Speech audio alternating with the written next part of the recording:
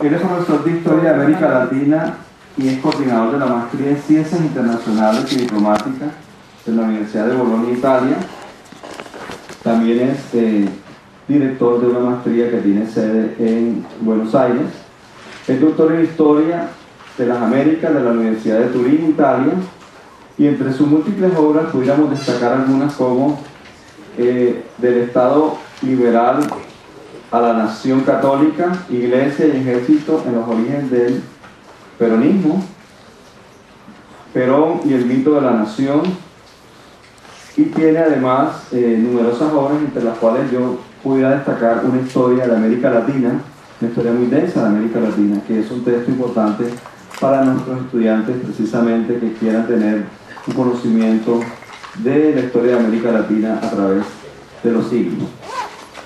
Entonces, como bien decía, su conferencia se llama El populismo en América Latina, la cara moderna de un imaginario antiguo. A propósito, esto de los populismos y los neopopulismos es un tema de grande discusión y debate justamente por los gobiernos recientes en América Latina y por fenómenos en Estados Unidos y en Europa. Bienvenido entonces, profesor Sanabria.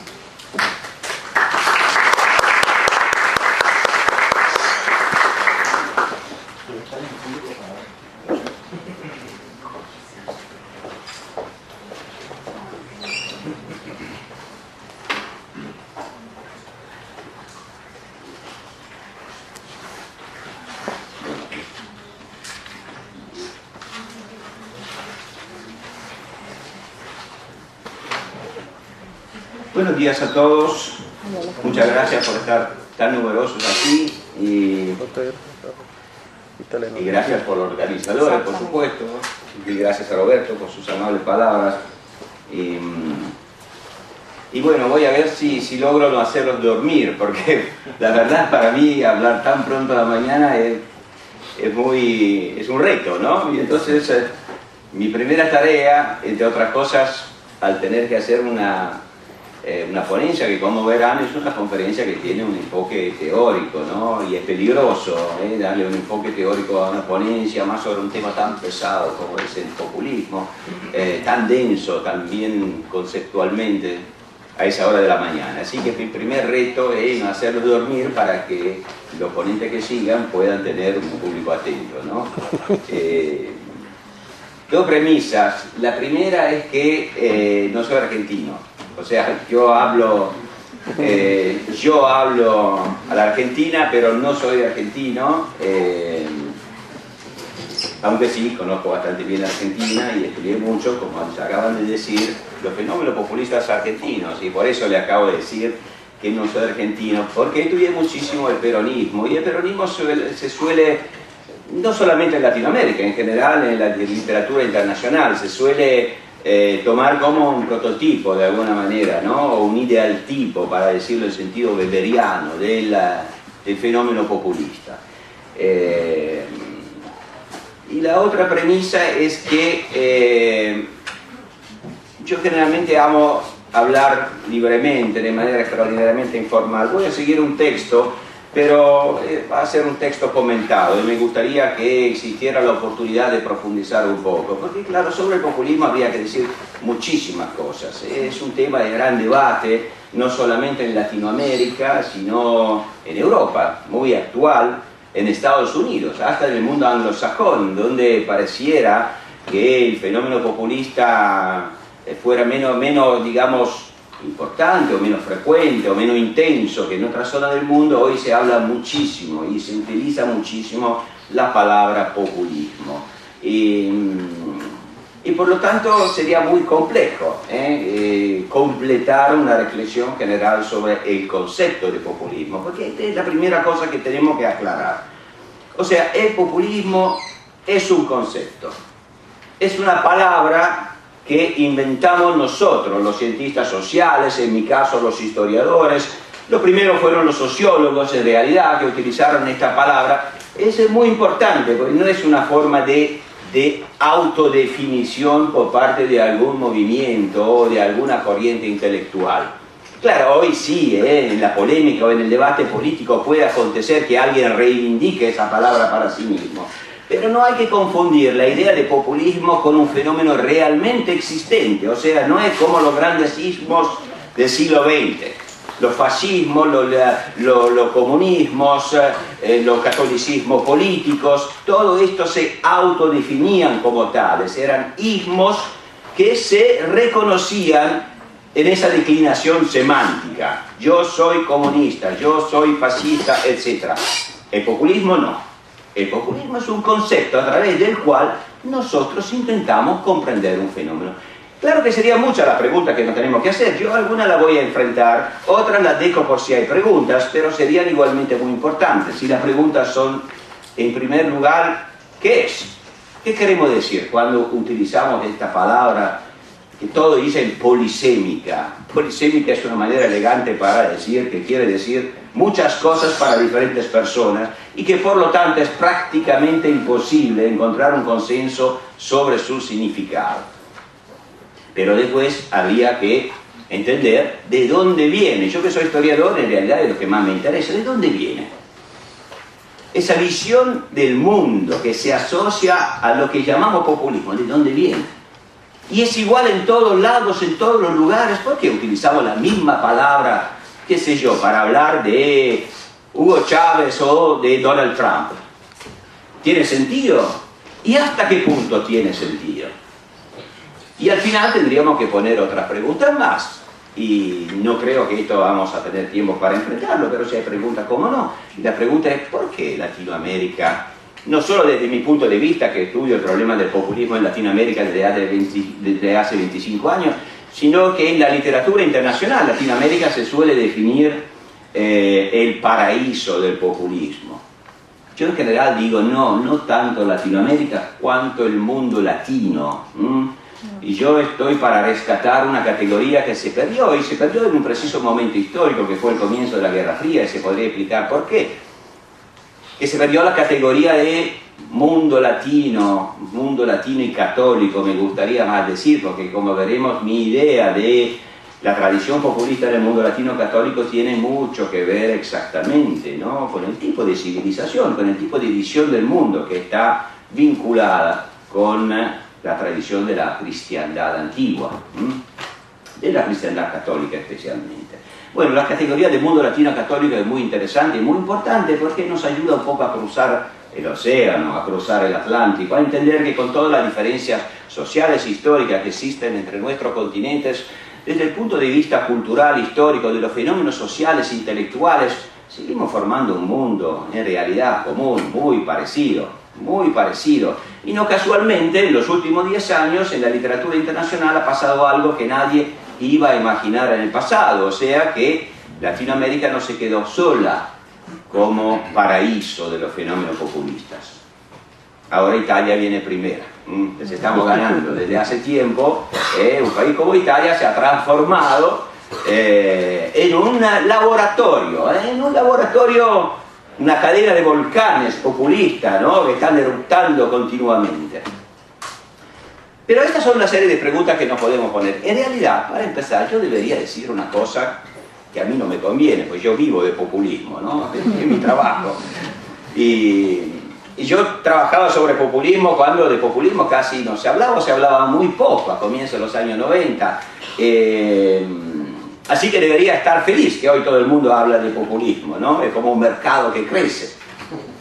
En realidad, yo como todos los especialistas de populismo estoy harto de la palabra. Yo creo que les pasa a muchos, ¿eh?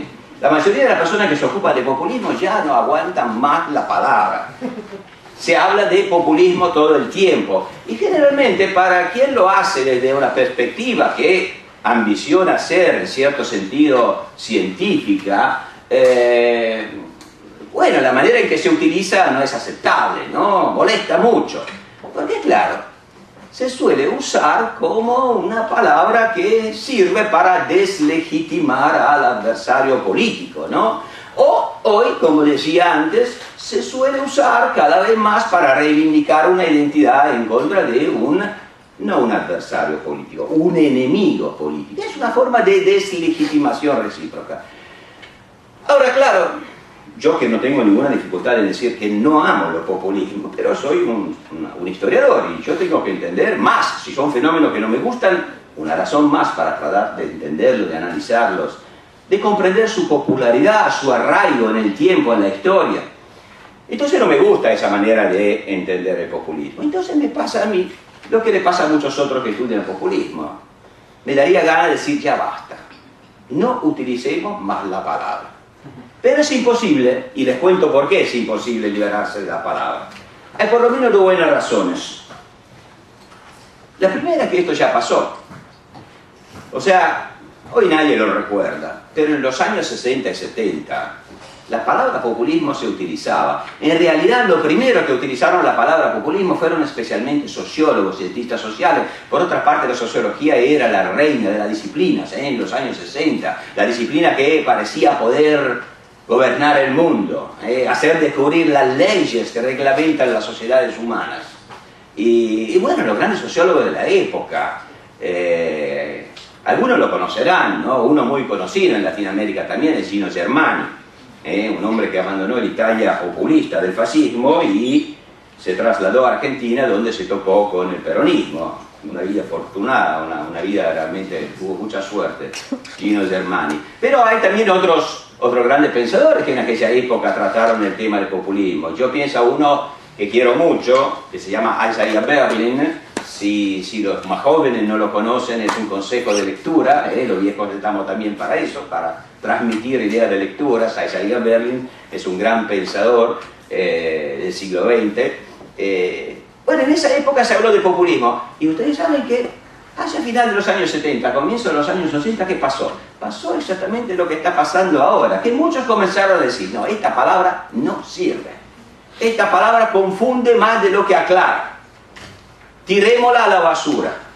Y la verdad es que la tiraron a la basura, porque durante los años 90, entre los 80 y los 90 en realidad, hay estudios cuantitativos hasta, demuestran que la palabra populismo casi no se usó, pero reapareció y hoy está en la boca de todos. Más, está en la boca de todos como nunca estuvo antes en la historia. Entonces, ¿qué pasa? Bueno, pasa que, y esa es la razón por la cual no podemos renunciar a la palabra populismo, pasa que volvieron a reaparecer fenómenos históricos, como son los fenómenos históricos, que son, no lo olviden nunca, todos diferentes entre ellos. Por suerte la historia no se repite nunca igual a sí misma.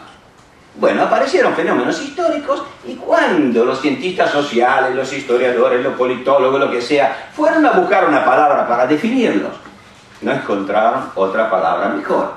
Se fueron al tacho de la basura, sacaron la palabra y volvieron a hablar de populismo. Y acá estamos, hablando de vuelta de populismo. No nos gusta, pero el populismo es de esos fenómenos que cuanto más tratas de hundirlo, más vuelven a reflotar. Entonces mejor tomarlos en serio y tratar de entender esta palabra, cómo podemos utilizarla. Yo me limito acá a dar algunos consejos sobre cómo utilizar esta palabra y este concepto. Se podría profundizar mucho más, pero acá quiero limitarme a esto.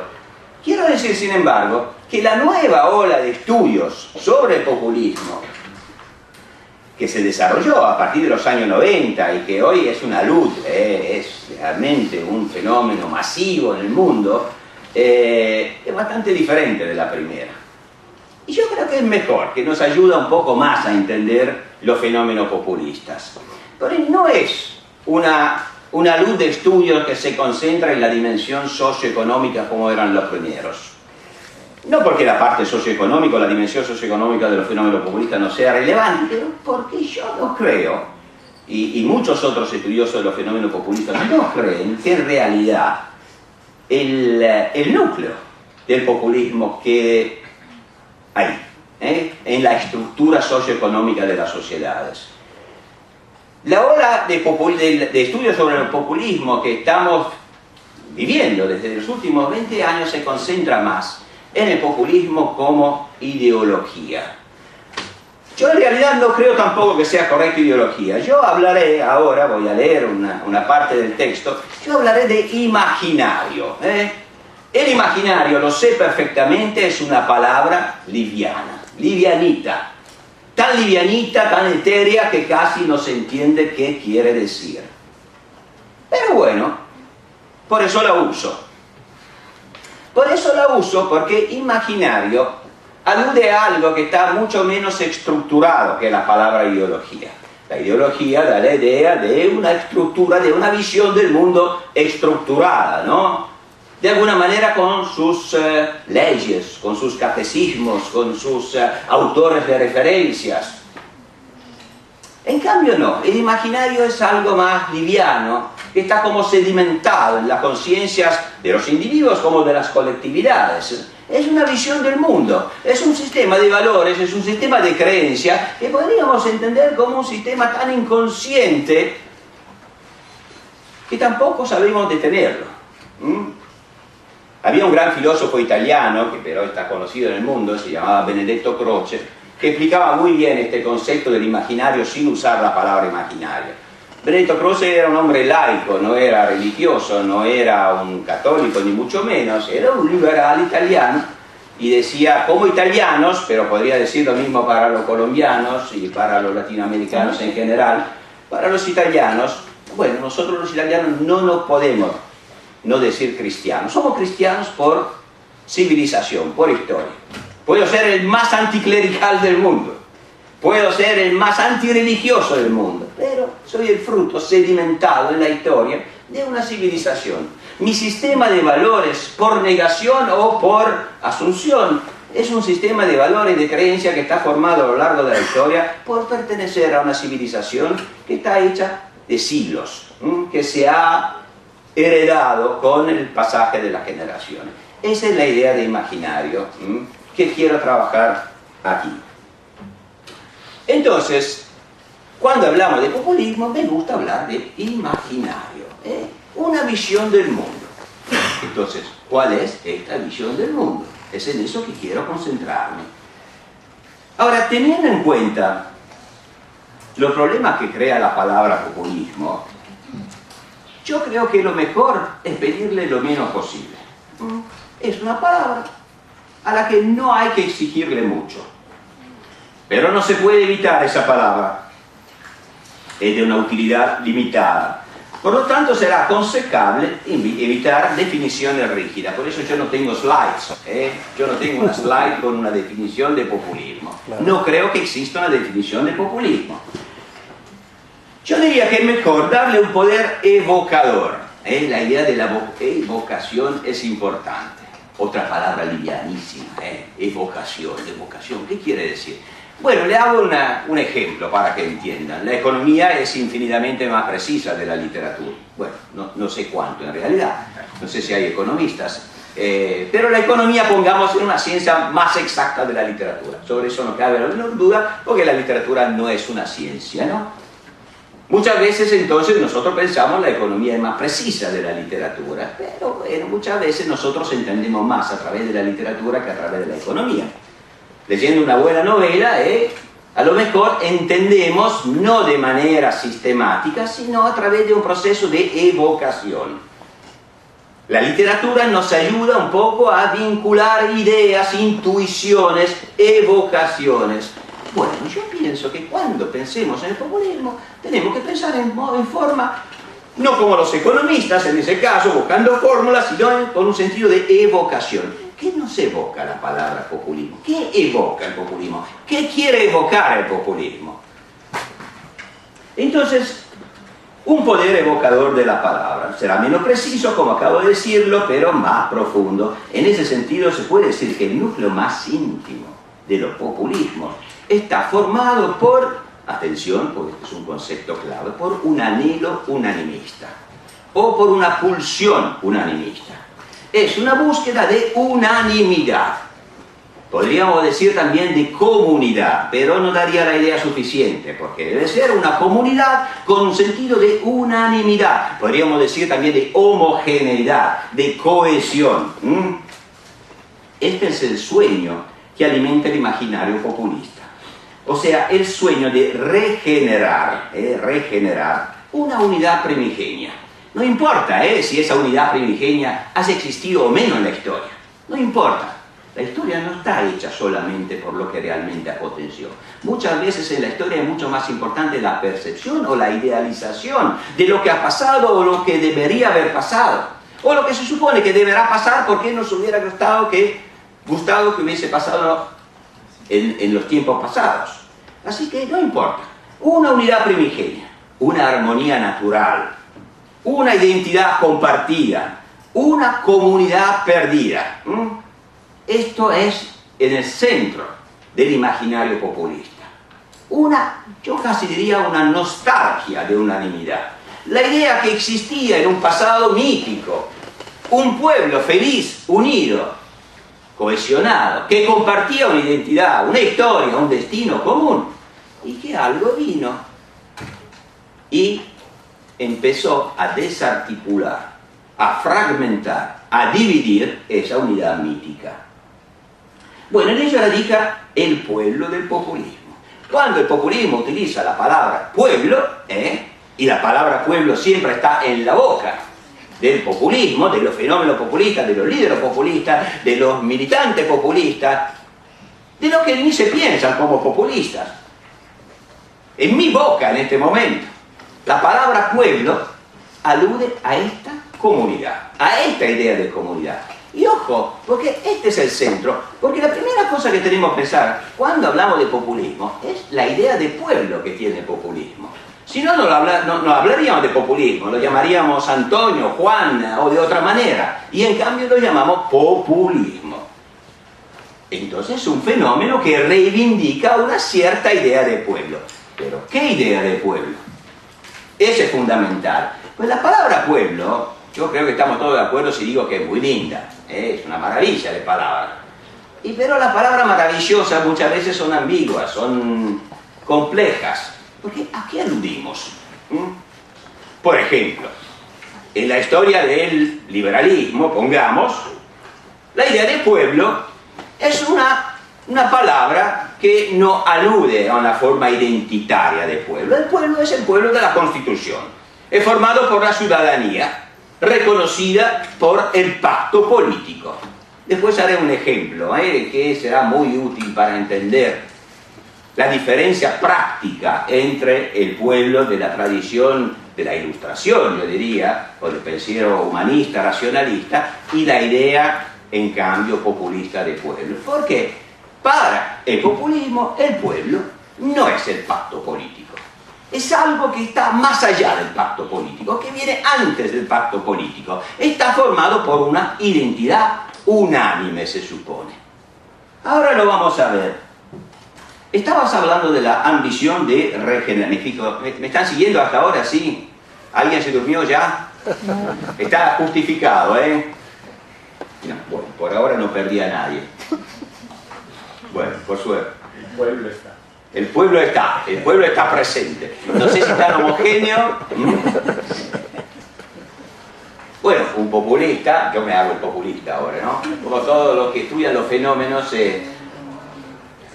un populista diría, y estoy citando a uno, no digo el nombre, pero a un populista que ha tenido mucho éxito, diría, todos ustedes, todos nosotros, somos individualmente diferentes, pero aquí somos juntos y todos juntos formamos una cosa sola. No le digo quién era, pero en Italia un líder político que mandó durante mucho tiempo lo llamaría somos un as. En italiano es fascio. Somos una cosa sola. La idea del fascio, el fascismo, viene de ahí, ¿no? Es la idea de tantos individuos que pierden su individualidad a formar una comunidad unánime, homogénea. Se transforman en un fascio. ¿Era populista el fascismo? Sin duda era populista, tenía el núcleo de la visión populista del mundo. En cambio, la otra persona que te cité con esa cita estaba en las antípodas, no sé si están en las antípodas del fascismo, porque la frase que le cité era de Fidel Castro. Estaba hablando de la ambición de regenerar, que utilizaba la palabra as también. La ambición de regenerar la unanimidad perdida o imaginada, es el sueño prohibido de todo populismo. Un sueño poderoso. Es un sueño extraordinariamente poderoso. Y ahora voy a explicar mejor también. El verbo regenerar, ojo, regenerar, es muy importante, es de hecho rico de implicaciones si lo piensan. Expresa un espíritu de redención. Y la idea del populismo es redentora. La idea es que existía un pueblo feliz, unánime, homogéneo, que está en peligro. Está en peligro de perder su identidad. Y la idea del populismo es redimirlo. Es un espíritu de redención, que es típico del populismo. Este espíritu de redención no evoca horizontes evolutivos o reformistas, no piensa en el cambio gradual, sino que plantea la revolución, incluso cuando actúa en contextos democráticos. Es decir, que los populismos también cuando actúan dentro del sistema liberal democrático de tipo pluralista, generalmente no plantea proyectos de reformas, plantea la revolución. Ahora, no sé si nunca lo han pensado en estos términos, pero la palabra revolución es el término secular, si lo piensan, o sea, el término laico, moderno, que identifica la idea de redención, la catarsis, la regeneración. La idea de revolución es el sueño bíblico, en realidad, de arrasar con el pecado y de volver a recrear un mundo libre del pecado. Y esa es la idea del populismo, finalmente. No es casualidad que tantos autores hayan destacado las raíces religiosas de los populismos en todos los lugares, en todos los tiempos. El populismo es una idea religiosa de política. Es una idea que no concibe la política como una esfera autónoma, separada de la esfera religiosa. Y su idea central es la redención del pueblo. La pulsión de redención, el sueño de renacimiento colectivo, de purificación social del pecado, muestran que el populismo es el heredero en el mundo secular de un imaginario antiguo, de un imaginario de tipo religioso. Un imaginario que no ve en el orden social el reino de la política, un pacto nacional, un pacto racional sujeto a constantes negociaciones y compromisos, sino ve en el orden social el reflejo de un orden natural, como era la cristiandad antigua, en un mundo dominado por lo sagrado, como era natural en el mundo premoderno. Piensa en el orden social como un orden natural que precede y tampoco necesita de la política en realidad. Tanto es así que la lucha del populismo contra los que señala como enemigo de ese orden natural es una lucha no política generalmente, es una lucha ética, una lucha que resuma odio moral. Lo que tiene generalmente el populismo para sus adversarios no es una legitimación de sus posturas, sino que es un odio de tipo moral. Porque el populismo, en nombre de su pueblo, que es el pueblo que encarna la homogeneidad, una identidad eterna del pueblo antes de la corrupción, el populismo se pone automáticamente en una posición de superioridad moral. La del populismo contra sus enemigos, entonces, le decía, es más una guerra moral contra los pecadores que una fisiológica dialéctica política con oponentes de ideas o intereses diferentes. Y su pueblo no es un pueblo entre otros pueblos, el pueblo del populismo, lo acabo de decir, no es un pueblo entre muchos pueblos, todos legítimos, que en dialéctica política entre ellos se legitima recíprocamente. No, el pueblo del populismo es el pueblo elegido, la parábola es bíblica, por supuesto, la metáfora es bíblica, es el pueblo elegido en camino hacia la salvación, huyendo de la corrupción y del mal. Esta es la idea básica del populismo. Me voy acercando al final porque no quiero molestarlo más, muchas cosas van a quedar pendientes, pero simplemente me importaba enmarcar el populismo dentro, ¿no?, de un razonamiento que tal vez le resulte un poco original, porque como ven no le hablé de clases sociales, no le hablé de etnia, no le hablé de instituciones en sentido estricto, no les hablé de partidos políticos, es una propuesta de lectura casi antropológica, yo diría, de los fenómenos populistas. Pero podremos avanzar un poco más, porque a través de su guerra moral, el populismo pretende recrear la unanimidad perdida. Ese es su gran sueño, el paraíso terrenal, el estado de naturaleza en que las personas vivirían felices si solo sus virtudes intrínsecas no hubieran sido desfiguradas por el pecado. Entendido qué es el pecado: la división, la fragmentación, la herejía, se podría decir, ¿no? El conflicto, la pluralidad, la multiplicidad, la multiplicidad son, en la visión redentora del populismo, unas enfermedades que atacan al organismo sano que el populismo llama pueblo. Atención, porque la dimensión de pluralidad, que es típica de los sistemas democráticos liberales, para el populismo no es una condición fisiológica, es una condición patológica, porque mina la homogeneidad y más la identidad, concepto todavía más fuerte del pueblo. Pero la unanimidad ¿de qué? ¿En qué se basa la unanimidad del pueblo? Bueno, acá, la verdad, pueden ser cosas muy diferentes entre ellas. Lo importante de esa idea de unanimidad, que debe ser unanimidad de lo que el populismo erige en base única, en régimen de monopolio de la comunidad política, en lo que no casualmente el populismo suele llamar la identidad del pueblo. La palabra identidad es muy fuerte. Alguna vez en el pasado fue la unanimidad de fe. Una comunidad, un pueblo se basaba en una homogeneidad de fe, de religión. Hoy en día suele ser una identidad y unanimidad ideológica, que suele ser impuesta como religión política, donde el populismo derrota al enemigo, crea una ideología de Estado y el Estado lo transforma en entidad ética que educa al pueblo en su catecismo. No hay casualidad que donde el populismo triunfa, donde logra derrotar todos sus enemigos, donde logra arrasar todas las instituciones que limitan su pulsión unanimista, suele transformar su régimen político en un régimen que no pretende representar una mayoría, pretende representar el pueblo todo entero. Eso ha pasado con los totalitarismos.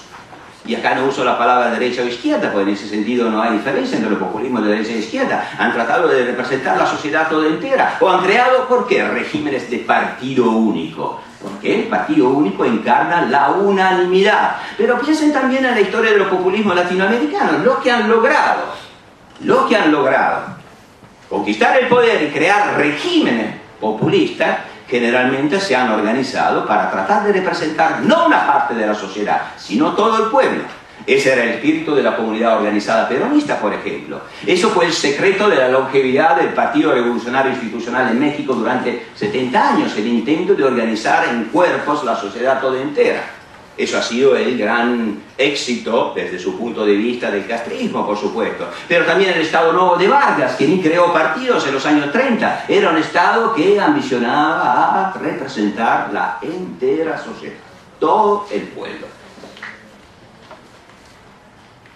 Tal unanimidad identitaria del pueblo puede darse en muchas formas, pueden ser étnicas, religiosas, sociales, nacionales, puede encarnarse en un territorio, en una clase, incluso en una virtud.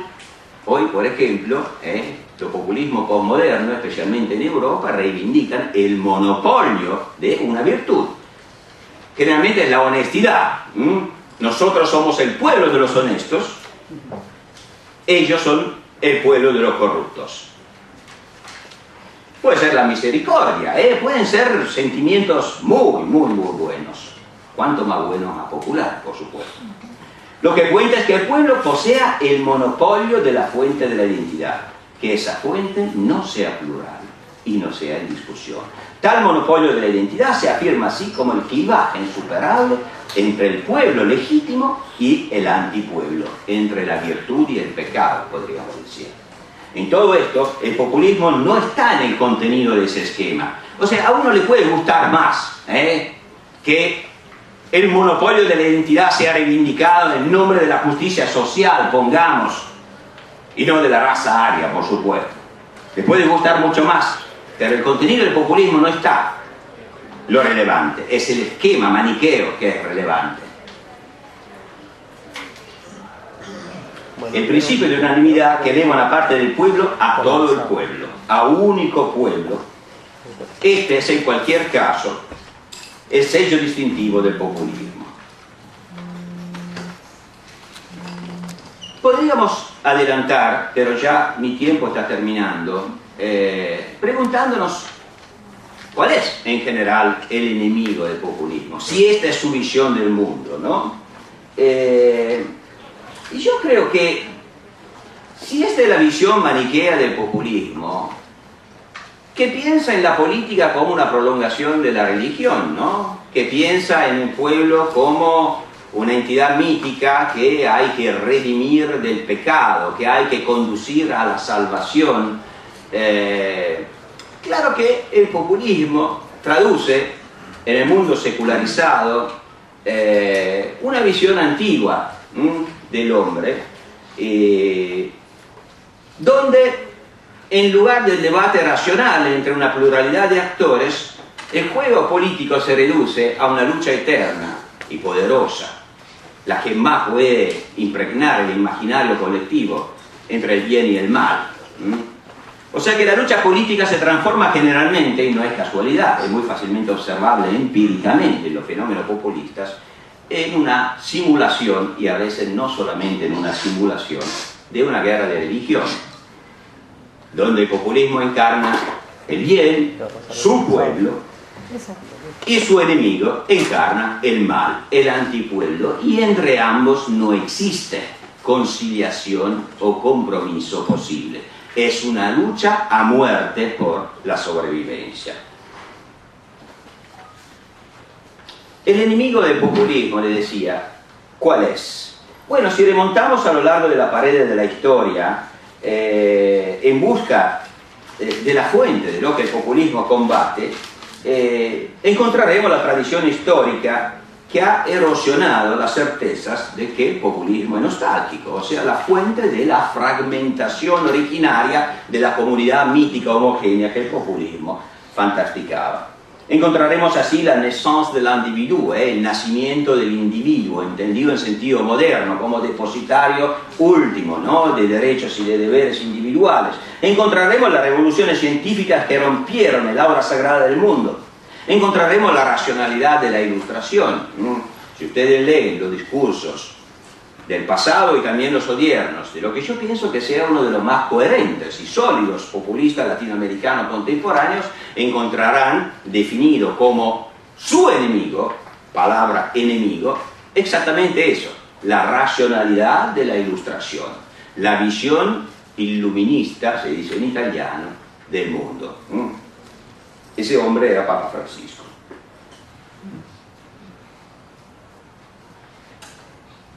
Podríamos añadir un poco más. El enemigo de la visión populista del mundo, el eterno enemigo del populismo, es cualquier visión desencantada del mundo. ¿Qué quiere decir desencantada? Otra palabra livianita. Soy un teórico del pensamiento débil. ¿Qué quiere decir desencantada? El desencanto lo entiendo como esa manera de enfrentar la vida social como un ejercicio pragmático e imperfecto, apartado de utopías redentoras, consciente que la obsesión por la unanimidad suele desatar el fanatismo fratricida. Todo esto, y termino de verdad, todo esto sería suficiente para explicar el eterno retorno del populismo, pero no es todo, hay algo más, hay algo más. No solo de hecho el populismo ofrece una narrativa histórica a primera vista coherente, porque la tiene, capaz de conectar, si lo piensan, un pasado radiante cuando el pueblo estaba unido y feliz, un infeliz presente de decadencia y desintegración causada por una grandísima cantidad de fenómenos, nuevas modas, nuevas morales, nuevas corrientes comerciales, nuevos flujos migratorios, todo es disgregación. La modernidad es disgregación permanente.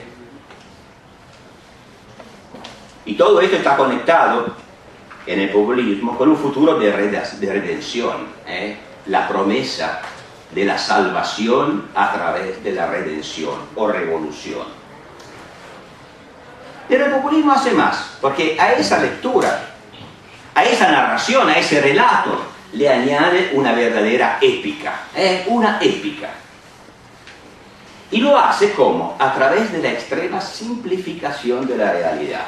¿Cómo? Bueno, a través del esquema maniqueo que interpreta el mundo, se lo acabo de comentar, como la eterna lucha entre el bien y el mal, librada entre un nosotros y un ellos. Los actores no son muchos, no son varios, somos nosotros y son ellos. El populismo no analiza el mundo animado por el deseo de hacer cambios, mejoras, reformas, ajustes. Le importa juzgarlo. La actitud del populismo hacia el mundo es una actitud moral. El mundo está hecho para ser redimido o condenado. ¿Cuál otro tipo de épica puede competir con esta épica? ¿Qué enfoque desencantado, en el sentido que le comentaba antes, podrá calentar corazones y movilizar pasiones con la misma intensidad del populismo? En este plan, el populismo no tiene rival. Claro. Empapado del imaginario religioso del que es el heredero secular, su fuerza prodigiosa es la misma que durante siglos ha alimentado las grandes religiones. ¿A quién mira el mundo? Y yo me escribo así que termino con una pequeña nota autobiográfica. ¿A quién mira el mundo con cierto escepticismo, con actitud escéptica del racionalista? No queda ninguna otra arma en contra del populismo que aquella muy laboriosa, poco gratificante, muy poco gratificante, se lo puedo asegurar, de desmontar certezas, de enfriar ardores, de descubrir engaños, de desinflar pechos, y de devolver la ciudadanía al individuo, a la razón, a la complejidad. Muchas gracias.